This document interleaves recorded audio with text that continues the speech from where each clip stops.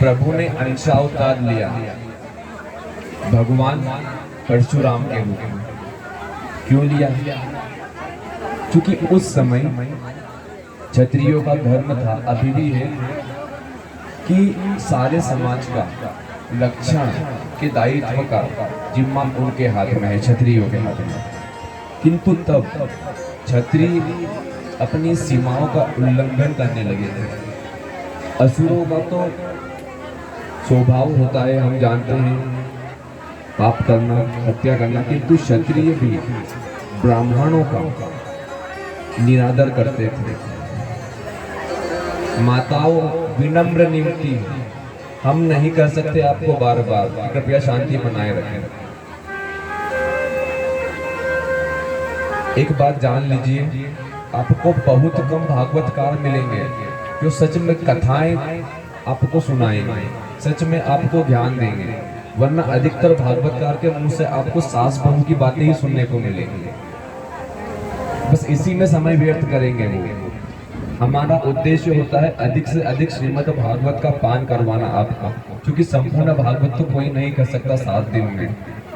7 दिन में क्या, 1 महीने की वाली भागवत भी हो या 1 वर्ष वाली भी हो, यह 3 भागवत चलती हैं, तो भी श्रीमद् भागवत खत्म नहीं हो सकती, क्योंकि 18,000 श्लोक हैं भागवत में। एक एक श्लोक का हजार अर्थ निकलता है। 335 अध्याय हैं, 12 स्कंद हैं, इनको कह पाना किसी के द्वारा संभव ही नहीं है प्रभु के अलावा। तो हमसे जितना बन पड़ता है हम करते हैं। अब आपसे विनती है कि जितना आपसे बन पड़े, कम से कम इतना तो करें कि एकाग्रता बनाए रखें व्यासपीठ की ओर।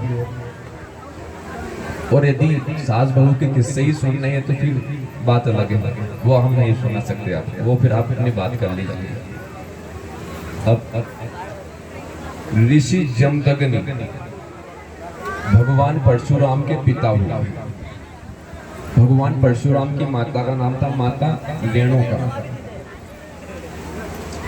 भगवान ने अवतार इसलिए धारण किया था कि भगवान ने वर्ण व्यवस्थाओं का निर्माण किया था। चारों वर्ण प्रभु ने कर्म के अनुसार बनाए थे कि जिसका जैसा कर्म उसका वैसा वर्ण। यह जाति का मतभेद हमने बनाया है। प्रभु ने आदेश दिया था जो ज्ञान देते हैं वह ब्राह्मण की श्रेणी में आएंगे, जो रक्षा करते हैं वह क्षत्रिय की श्रेणी में आएंगे, जो व्यापार करते हैं वह वैश्य की श्रेणी में आएंगे, और जो सेवक का काम करते हैं वह शूद्र की श्रेणी में आएंगे। किंतु क्षत्रियों ने अपना धर्म त्याग दिया था। उन्होंने पापी योनि को, माने असुर योनि को प्राप्त कर लिया था। वह ब्राह्मणों पर अब अत्याचार करने लगे थे। ब्राह्मणों को प्रभु ने सबसे ऊंचा स्थान इसलिए दिया है क्योंकि वह गुरु कहलाते हैं। और प्रभु ने स्वयं कहा है कि गुरुर ब्रह्मा गुरुर विष्णु गुरुदेव महेश्वरा। अपना स्वयं का स्थान दिया है प्रभु ने गुरु को। तो गुरु के ऊपर अत्याचार उन क्षत्रियों का होने लगा था, और इतना अत्याचार बढ़ गया था कि क्षत्रिय ब्राह्मणों को यज्ञ करने के लिए रोकते, कहते कि यह व्यर्थ के रोज रोज के नियम यह ब्राह्मणों द्वारा हमें बांधने के लिए बनाए गए हैं क्षत्रियों को। तो ऐसे अनेकों राजा हुए, उनमें से सबसे पापी और दुरात्मा था सहस्त्रबाहु अर्जुन। वह सहस्त्रबाहु अर्जुन राजा, उन्होंने अनेकों ऋषियों के आश्रम तहस नहस कर दिए। ऋषियों को यज्ञ करने के लिए रोकता था। वैदिक कार्य, कर्मकांडी कार्य ब्राह्मणों द्वारा जो निवृत्त होते हैं उन्हें करने के लिए रोकता था। तो प्रभु ने अब अंशावतार लिया एक ब्राह्मण के घर पे, भगवान परशुराम के रूप में। बोलिए भगवान परशुराम की जय। कहते हैं कि 7 ऋषियों में से एक भगवान परशुराम अभी भी जीवित हैं और इस काल के अंत तक रहेंगे इसी पृथ्वी पर, इसी धरातल पर। उन 7 ऋषियों में से एक भगवान परशुराम की कथा हम कुछ संक्षेप में सुनेंगे। भगवान परशुराम ने सहस्त्रबाहु अर्जुन के साथ क्षत्रियो विहीन इस पृथ्वी को करने की सौगंध खाई थी। 21 बार प्रभु ने क्षत्रियों से इस पृथ्वी को विहीन किया था। 21 बार क्षत्रियों का पूरी संपूर्ण धरातल से संहार किया था।